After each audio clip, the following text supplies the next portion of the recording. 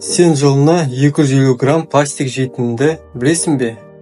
Ол шамамен 50 пластик пакеттен тұратын рулонмен тең. Ал енді адамдар неге салмақ қосып жатқанын түсінікті болды.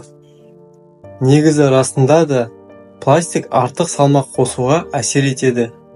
Және ол көптеген басқа аурулардың себебі болып табылады. Инсулинге төзімділік пен қант диабеті бәріміз естіп жүрген таныс аурулар түрі.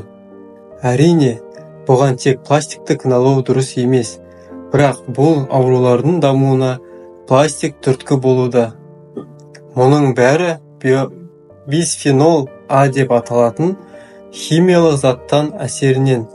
Осы заттан қатты түссіз пластмасса мен эпоксидті смола өндіріледі. Ол ауа мен тұтынып жүрген суымыз арқылы эндокриндік жүйенің қалыпты жұмысын бұзады. Метаболизмнің бұзылуына түрткі болады. Ал енді бұған не істей аламыз? Бұның шешімі қандай? 2024 жылдың соңында Біріккен ұлттар ұйымы халықаралық конференциясында Алатыр ғалымдары атмосфералық су генераторы технологиясын ұсынды. Бұл ауадан су шығаратын қондырғы. Планетаның кез келген аймағында ауадағы су молекулалары бәрімізді сумен қамтамасыз ету үшін жеткілікті. Таң қаларлық жағдай. Бұл бірден екі мәселені шешеді. Мұхит пен су қоймаларын микро нанопластиктен тазарту және адам ағзасын таза су ішу арқылы нанопластиктен тазарту.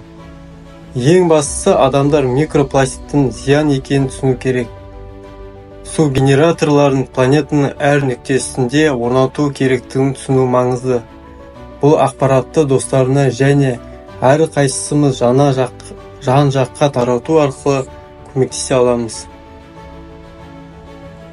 Олар пластмассамен байланысты мына екі фильмді шұғыл түрде көруі тиіс. Скриншоттап алып, ютубтан іздеп көр.